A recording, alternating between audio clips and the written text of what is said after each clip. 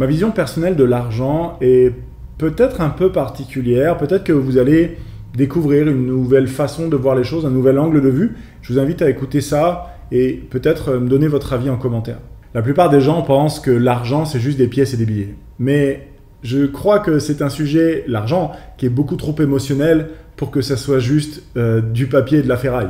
Regardez le nombre de personnes qui, chaque jour, vont jouer au loto avec des chances nulles ou presque de gagner. Regardez le drame familial qui se joue tous les jours lorsqu'il y a des successions et que les enfants se déchirent entre eux pour des histoires d'argent. Regardez le nombre de fois où il y a des gens qui mentent, qui volent, qui tuent pour de l'argent. Regardez les personnes qui sont radins, flambeurs, fauchés, qui ont peur de manquer de l'argent, que ce soit une véritable pénurie ou que ce soit des gens qui aient peur, toujours peur de manquer, donc ils accumulent. Bref, il y a des comportements totalement obsessionnels avec l'argent. Alors peut-être toi qui regardes cette vidéo, tu es dans une situation actuellement au niveau financier, c'est difficile, il y a de la souffrance, peut-être que tu sens qu'il y a une sorte de plafond, peut-être que toi-même tu te sens dans les cases de radin, flambeur ou fauché. Eh bien, laisse-moi te dire que le sujet ici qui te concerne, c'est pas l'argent. C'est même pas ce que l'argent permettrait d'acheter. On dit souvent là, ah mais l'argent c'est juste un outil. C'est vrai, mais c'est pas là le sujet. Si tu es actuellement dans une situation financière difficile, c'est par rapport à ce que l'argent représente pour toi. C'est exactement comme avec une relation. Ce que tu penses de la personne va donner ce que tu ressens pour la personne. Eh bien avec l'argent c'est pareil. Ce que tu penses à propos de ça va conditionner ce que tu ressens à propos de ça et va conditionner comment tu te comportes à propos de ça. Et comment tu te comportes avec l'argent va forcément conditionner le solde de ton compte en banque et le flux qui circule en entrée et en sortie. Alors attention ici, c'est très important que je précise quelque chose.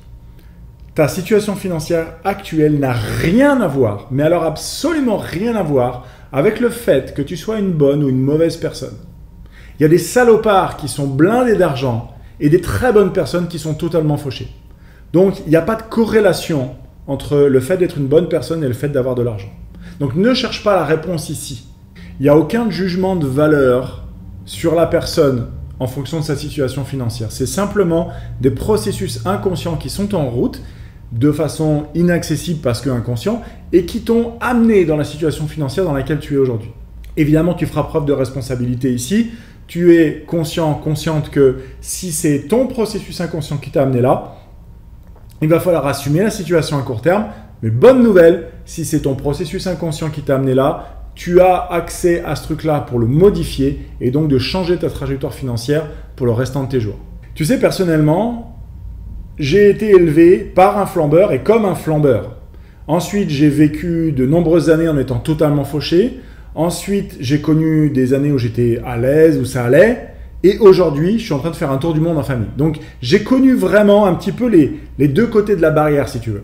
Et pour qu'aujourd'hui, je sois en mesure de payer 1500 ou 2000 balles par semaine pour un logement, il a fallu que je passe par des phases de compréhension, de nettoyage, de déconstruction de croyances, de limites, de plafonds. J'ai dû prendre tout ce qui était inconscient chez moi et le mettre devant moi, le regarder en face, faire face à la peur, au regret, à la honte, à la culpabilité des fois, à virer tout ça qui sert à rien et à changer les choses en profondeur. Et évidemment, c'est tout un travail qui se fait couche par couche, par couche, par couche, comme un millefeuille. C'est pas un coup j'y suis pas et d'un seul coup j'y suis. Il n'y a pas un truc miracle qui va te faire passer de « Ah pouf, j'ai l'abondance dans ma vie ». Non, l'abondance est très très mal compris en termes de concept. C'est pas un truc je me connecte à l'abondance et il tombera bien des miettes pour moi, tu vois. C'est pas du tout comme ça que ça marche. Tu dois faire le job de déconstruire tout ce qui fait que tu te fusilles toi-même au niveau de ta situation financière. Consciemment ou inconsciemment, bien sûr, c'est ce que j'ai dit.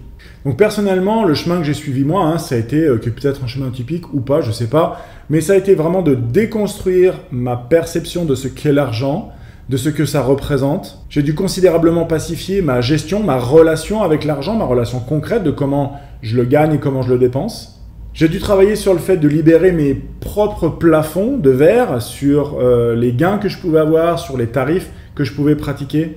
Et ça, évidemment, il y avait un lien là-dessus avec la perception de ma propre valeur, de la valeur de ce que je propose à mes clients. Il a fallu aussi que je travaille à lâcher le perfectionnisme, le contrôle. Lâcher également l'idée que l'argent est la conséquence du labeur, que c'est quelque chose qu'il faut mériter. et tout un tas d'autres choses beaucoup plus mineures. Donc, ce que je veux dire simplement par là, c'est que à travers tout ce que je viens de te partager, il y a peut-être plusieurs pistes que tu vas pouvoir explorer, creuser de ton côté en disant « Ah putain, oui, c'est vrai que il y a ça, ça et ça, je me retrouve quand même dans ce genre de croyances ou de limites. Il y a ces sujets-là chez moi que je devrais bosser. » Alors peut-être qu'il y a certains de ces sujets, de ces axes de travail possibles qui vous parlent, d'autres qui ne vous parlent pas, évidemment. Je vous laisse faire le tri. Si vous avez des questions, ça me fera plaisir d'y répondre en commentaire. Et vous trouverez également ci-dessous, probablement soit en commentaire, soit en description, le lien vers le groupe Facebook privé Liberta-Magie. Si vous voulez plus de conseils, de l'accompagnement, encore du coaching sur notamment l'argent, mais également des sujets comme le couple, le travail, la réorientation professionnelle, l'orientation scolaire et académique, voilà, la famille, le couple, l'éducation des enfants, etc. On se retrouve du coup sur le groupe Facebook Liberta-Magie. Le lien est juste là-dessous. N'oubliez pas de répondre à toutes les questions pour qu'on puisse vous accepter. A tout de suite de l'autre côté et éventuellement, encore une fois, posez vos questions pour que je puisse vous répondre en dessous de cette vidéo. Ciao.